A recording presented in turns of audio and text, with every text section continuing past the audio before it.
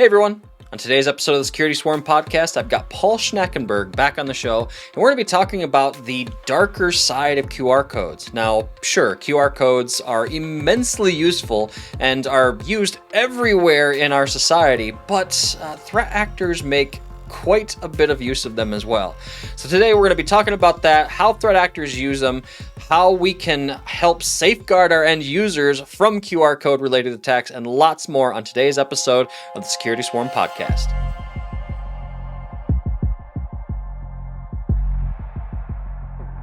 Well, everyone, welcome back for another episode of the Security Swarm podcast, the podcast that brings you the knowledge and insight straight from the security lab here at Hornetsecurity.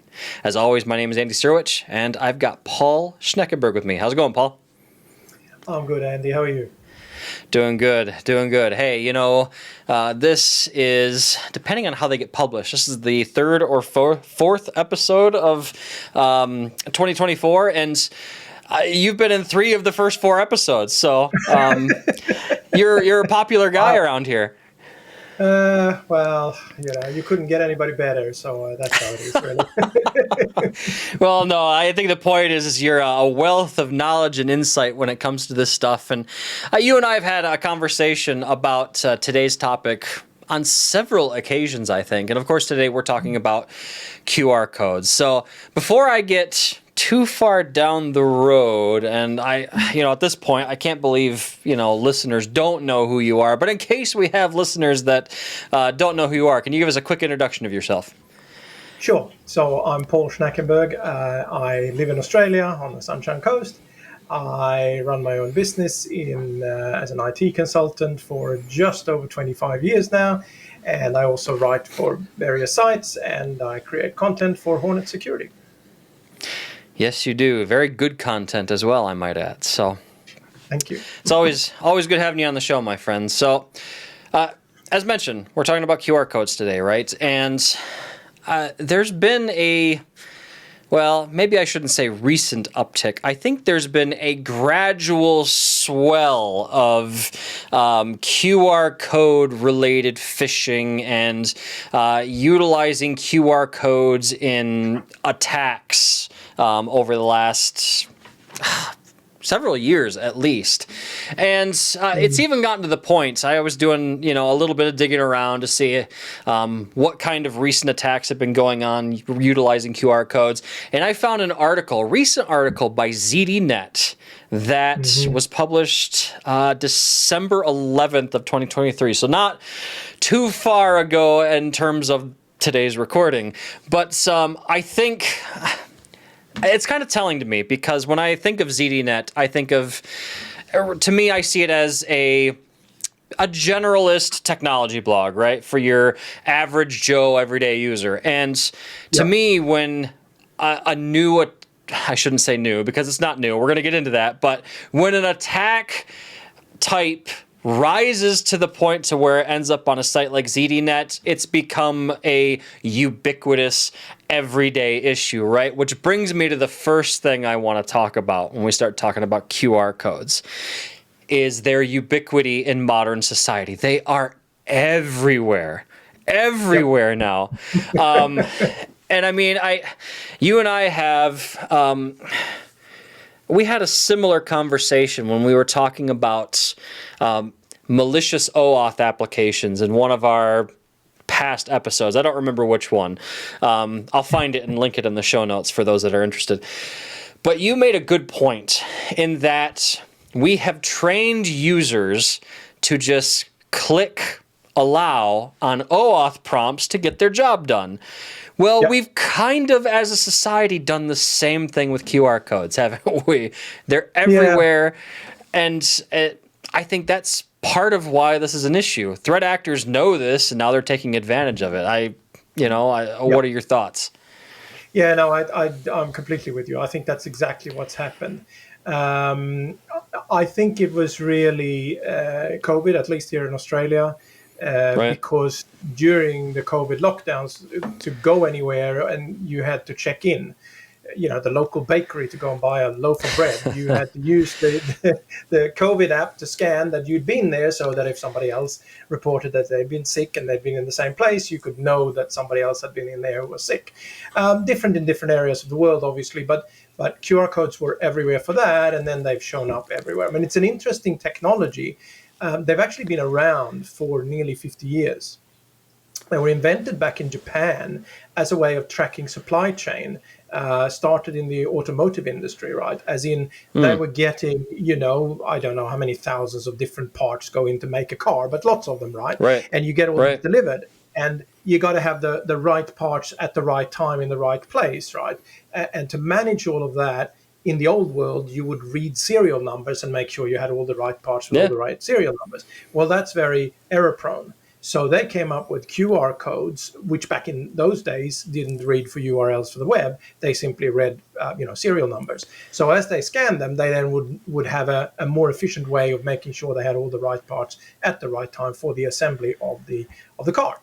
And so they've been living in obscurity there for a long, long time, I think, in the industrial world. But certainly over the last few years, they've become very, very commonplace in society, so that everybody knows what they are. Like, people don't have to think. They see a QR code, they scan it with their phone, and they get something. And that get something, I think, is another part of why this has become such a popular attack vector, because we've trained users not only how do you scan, right? Like, pull out your smartphone, point your camera app at it, it's going to give you a URL, you click it, and it's going to take you to the website.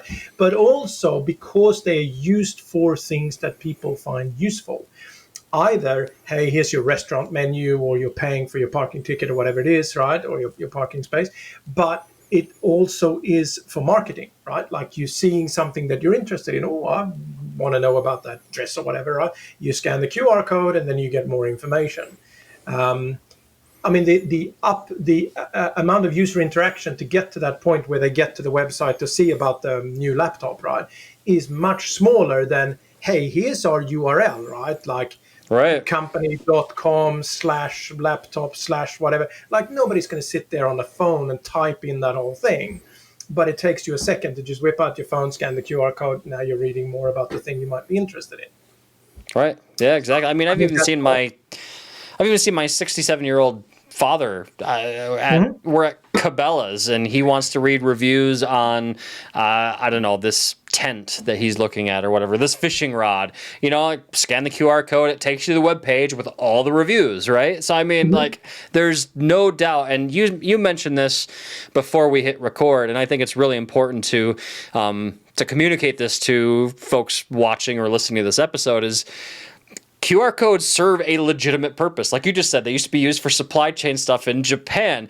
They serve a useful purpose, but threat actors are using them for malicious things, right? So just like email has a legitimate use, but threat actors use it for phishing and other things, right? So I think it's important as we go into this discussion, you guys don't feel like we're just piling on QR codes, because that's not the point. So, no, and also QR codes are not malicious. That's the other thing to realize. Right. Like, you're looking at a QR code, there's nothing, it's not going to jump up and bite you. Like, there's nothing bad about a QR code. It's where the link leads to, which could be a completely legitimate website that gives you information about a car you want to buy, or it could be a phishing site that you're going to type in your credentials in, and now you've given your username and password to a bad guy. Yep, exactly. Yep, and we're going to dive into that. But I thought the other fun thing would be to kind of cue up this conversation with is we've talked about the ubiquity of QR codes in modern society. What's the weirdest place you've seen a QR code used? Yeah, I'm still living pretty much like a hermit in Australia, so I haven't actually seen a lot of QR codes. I think a couple of the phishing emails I've got have been weird ones, like, hey, your parcel is about to be delivered, scan the QR code to verify that you're going to be home or something. And I'm like, why are you putting a QR code there? It's obviously a phishing thing. So, but that's not particularly weird. You got a better one, I hope. Yeah, the one that I think of, there's a gym near here where, like, there's a QR code on, how they have the different machines, right? This is the leg machine and this is the hamstring machine, right? Scan the QR code to reserve your machine, right? And it takes you to a form, you put in your name, select your time, membership number, all that stuff, right? And it's like, or just ask the person how long they're gonna be, like I don't know. I saw that one and I'm just like, it's a little strange. I could just communicate with the person. And see, here now I sound like, the old man yelling at kids to get off of his lawn now, so but anyway, it's weird that they've permeated that far into society that, we're using them at the gym too, which again, there's a legitimate use, but anyway. So the purpose of the episode is not to talk about all the weird places they are. I just thought it'd be a fun place to start. But let's talk about the various methods that threat actors use to kind of exploit QR codes, right? And you put something here in the outline that I think is really important, Paul, and that's the fact that this is not a new attack. It's just an old attack in a new form, and I'll let you explain on that. I think this is a really important point. Yeah, so if I'm a bad guy, right, and I want to use a phishing link to have somebody log in on a good-looking website that looks like a legitimate but is my site that I control, or I want to trick a user into divulging some other kind of personal information, or I want to send them to a website where I have a link to something that they're going to download and run that looks legitimate, but it's actually my code, right? So That's the malicious thing, my malicious payload. Now the question is, how do I deliver that to the user? Well, traditionally, I'd send them a phishing email with a link, right? And then they'd click on the link and then they'd end up on that site. Alternatively, which has become more popular as well, I might get into their Teams or Slack communities, and I might send them a link there, right? And the user is possibly more likely to click on it there because they're not used to malicious links coming in those channels. Or I send it in an email, but with a QR code, so that the user scans the QR code and then go to the link.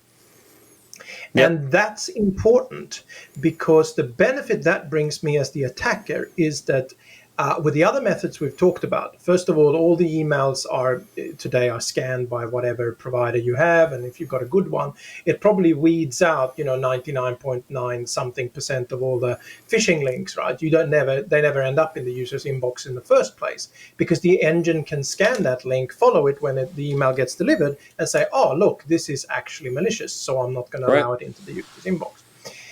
Unless your email engine scans QR codes, you don't have the same protection. But the second thing that happens, if you get the QR code in front of the user and they do scan it, they're going to scan it with their smartphone.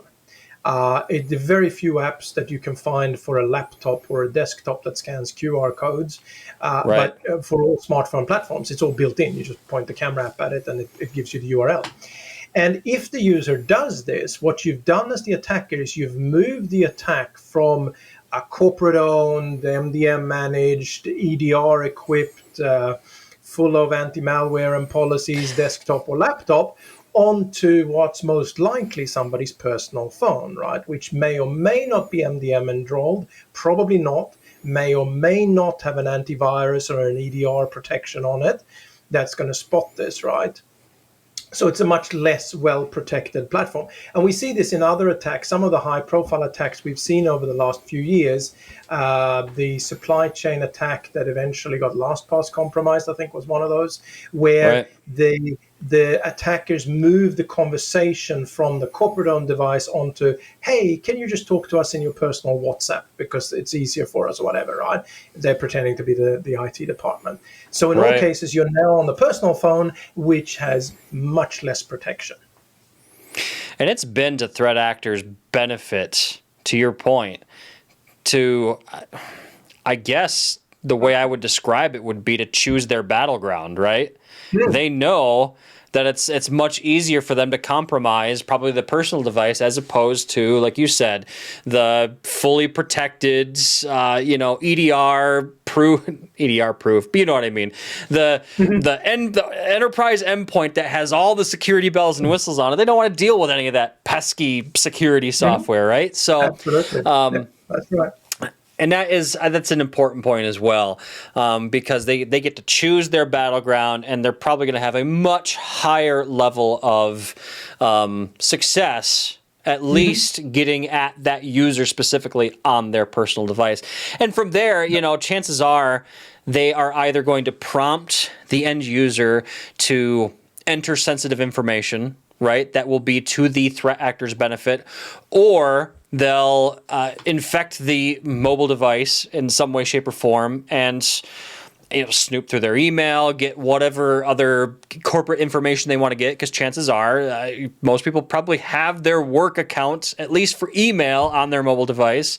There's just so many other mischievous things that the threat actor could get up to at that point. So, yep, absolutely. But to your point, we've switched from using a link to using the QR code, right? And I mean, this goes along with, I look at smishing for this too, or, phishing via SMS. And then I think I mentioned earlier in this episode, the official term for what we're talking about here is quishing, right? So phishing via QR code. So anyway, well, knowing that QR codes simply are just a link ultimately, the usual attack methods apply for QR codes as they do for links, like malicious URL, right? So it dumps your device on a website that has malicious software automatically execute as soon as you land there, or stealing personal information. And so, I mean, we kind of understand now the attack type, knowing that it's just the same as malicious links, essentially, right? It's just a different delivery mechanism. I want to go into some real world examples here. And the big one that always comes up for me when I think about this, one of our other co-hosts who's been on the show before, Matt Fry, he's been on a couple episodes, lives in the UK and frequents airports there in the UK quite frequently. And there was a big, it was a kind of a big deal in the news there, where in the airport parking lot, you had to scan a QR code to go to a website and pay for your parking. And then it would spit back a code or something that you would enter in at the exit to be allowed out, right? And that's how you paid for your parking. Well, somebody had gone in and put their own QR code over top of the legit QR code, and they had a website that looked exactly like the airport's website, and they were capturing everyone's payment details. So even at the smallest airport, I can only imagine how many credit card details they walked away with from that, And I mean, they turn around and sell that on the dark web, and short of, now I have to imagine as an airport, I'm kind of thinking this out as I talk about it, but I would imagine they would have to have cameras in the parking lot, that hopefully they figured out who it was, but still, it doesn't eliminate the damage, right? No, it doesn't. And look, the guy was probably a proper hacker, so he wore a hoodie. I'm sure. Wore a proper hoodie when they were sticking the stickers on, so you couldn't see them. Or look, if you're earning enough money, you probably slip $1,000 to the security guard to turn off the cameras for 10 minutes while stick the stickers on. You know what I mean? Like there's precedent here. And I know that the parking, paying for parking scam has been in several U.S. cities as well. Same thing, right? Yeah. Public parking, QR code ones there. So that's a good one. I received an email just before Christmas from Microsoft. Well, I mean, it wasn't from Microsoft, but it looked like it was from Microsoft. Hey, right. You got to reset your password, scan this QR code to get to this site. And it looked legit. Like it was proper legit, right? That everything was fine, except of course I knew I didn't need to reset my password, so I knew it was fake. But good enough to fall for. And one of the interesting things here that I was thinking about when I was preparing for talking about this, there are actually QR codes involved in Microsoft's flow. So when you register an MFA method today, right? So your administrator creates a policy that says, hey, you got to register for MFA if you haven't registered already. So you put in your username and password. It pops up a dialog box in the middle of the screen, says, hey, we need more information from you to proceed, right? Next screen is, we need you to register an MFA method. So you say, and it's got instructions for here, you go download the Microsoft Authenticator app, or you can use a third-party one. But if you're using the Microsoft Authenticator app, download it. And when you're ready, scan this QR code to add the account. So whenever it comes to usernames and passwords and whatever, normal users who don't, they don't know the technical background like we do, they're going to go, well, I scanned the QR code 6 months ago when I set up my MFA, so that makes sense. I'll scan a QR code now, right, to get to the next stage in this legitimate looking flow. So I think that's why these attacks have become so popular. And there has been a real rise. I know you were mentioning it in the beginning that they've been around for a while, but there has definitely been a surge in the last few months. Now, I know we don't do a lot of product placement in this podcast, but I do want to point out that Hornetsecurity had a QR code scanner that automatically scans QR codes in incoming emails for nearly a year now. So we've had it for a while. That this was coming, right? And some of the others in the market were not quite so proactive when it comes to protecting against this. So I do want to point out that we did see this one coming, and we covered for it early on. Yep, definitely. And this is a nice lead into the question of protection against QR code threats, right? And I see it as a two-prong approach, right? So we've got really, I guess if I break it down, there's two different methods that people are using to consume QR codes. So either I'm receiving a email that has a QR code in it on my laptop, it's prompting me to scan it with my phone, and the other way is I'm out in public somewhere and there's a code that I need to scan. So really it's a two-prong protection approach here. The approach that protects the email portion of it, right? That method where the threat actor sends a QR code via email is where a QR code scanning engine comes into place, like we have in our product set, like you just mentioned, Paul. The other aspect that is important is the user training aspect, because you could have all the security software in the world in place, and if you've got a user out there that is scanning every QR code out in public, there's not really a solution that's going to protect against that, right? Because we can't scan QR codes that are being presented to the camera app on the user's phone. And the other problem, especially when I think about mobile devices, is the fact that UIs are often simplified, right? So I think I'm an iPhone user, have been for a while now. When you scan the QR code using the camera app, it gives you a URL preview, and you have to wait a second or two for it to show up. But that's just it. It's just a preview. It doesn't show you the entire string. It's just... I don't know, like the first, if I had to guess, 15, 20 characters. And I mean, I was just going to say about 20, yep. Yeah, and I can't make an educated choice as to whether that QR code is safe or not, nor is it easy. And I don't know if any of our listeners out there know otherwise, please reach out to me on LinkedIn and let me know. I have not found an easy way to, okay, I've scanned this QR code, I want to copy the URL and run it through VirusTotal first before I actually browse to it, right? Which is obviously a manual process, but I haven't found a good, easy way to copy the URL without navigating to it first, which this absolutely. is where that user training component comes into play, right?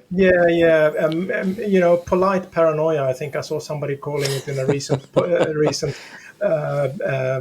blog post I was reading. I think that's a good way of putting it. Polite paranoia. So, a couple of comments on that. Right. The first one is that you can run EDR on endpoints. on mobile endpoints, so Android and iOS. So Correct. I run Microsoft Defender for Endpoint on my smartphone, and I know that it does scan links, not just QR code generated links, but any links. Like if I click an email or something, it scans that link as well. So there is some protection there, as long as you can get that onto your users' devices. But if they're personal devices, that may not be something you can manage. That's number one. Number two, though, and this is even if you could see the whole URL, this is one of the biggest problems I think we have with the web in general. URLs are not a good way of determining trustworthiness. Correct. Because I can present 10 different URLs, 5 malicious and 5 benign ones, to security experts who do this every day. And it's easy enough to come up with facts that they will not spot the bad ones and they will miss the good ones. It's just that easy, because URLs are not it's not a good way of communicating trustworthiness or reliability in a text form. So even if you could see the URL, you might still fall for it. Right. And this brings up a good point.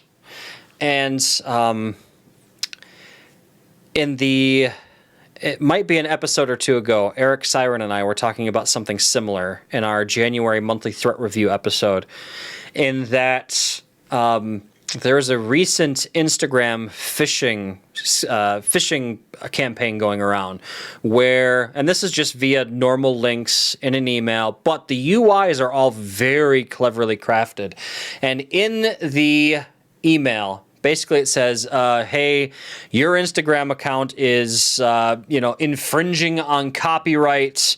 You need to go to this URL. And ultimately what they're doing is they are walking the victim through entering one of their MFA backup codes into the form so that the threat actor can remove MFA and take over the account. But to your point about URLs, what's interesting about this particular attack is the domain that they're sending the email from is nothing to do with Instagram. It's Instagram at contact-helpchannelcopyrights.com.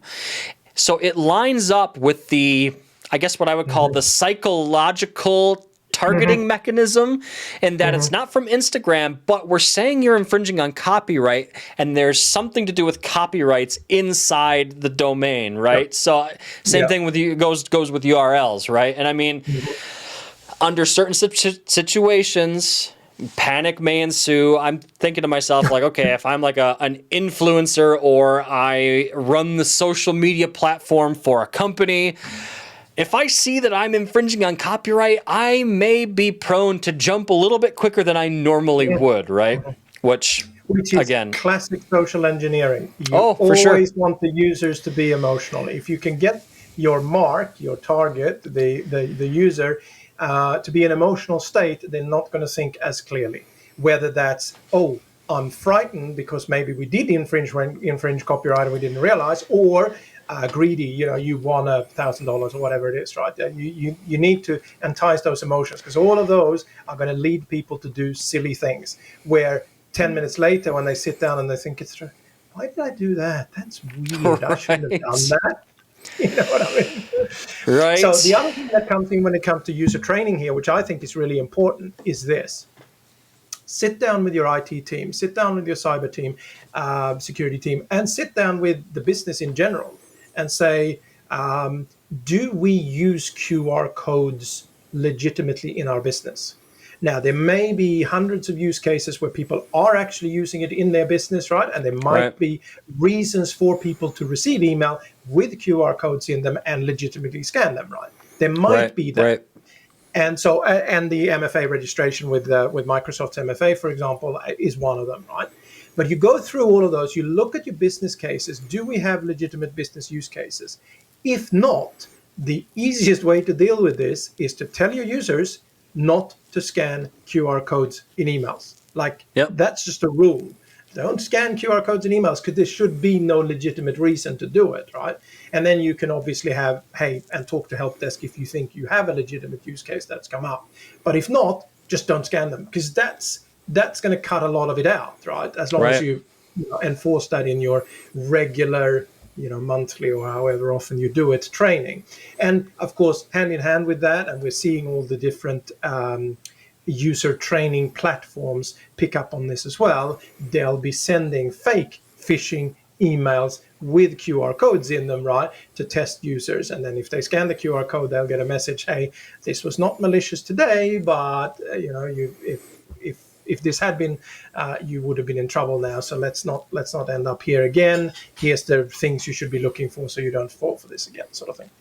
Yep, for sure. Yep. Definitely an interesting area, and threat actors are getting creative. That's for sure. So, well, Paul, I want to thank you for spending some time to come talk to us today. It's been a great conversation as always, and I know we're about out of time, but I have a feeling you'll be back at some point. So, thank you as always, my friend. Thanks, Andy. It's been great. Yes, definitely. And for those of you watching, if you found value in today's episode, be sure to hit that like and or subscribe button, depending on the platform, right? We're on all the major podcasting platforms, and we're also out on YouTube. So depending on where you consume your podcasting content, chances are you'll find us out there.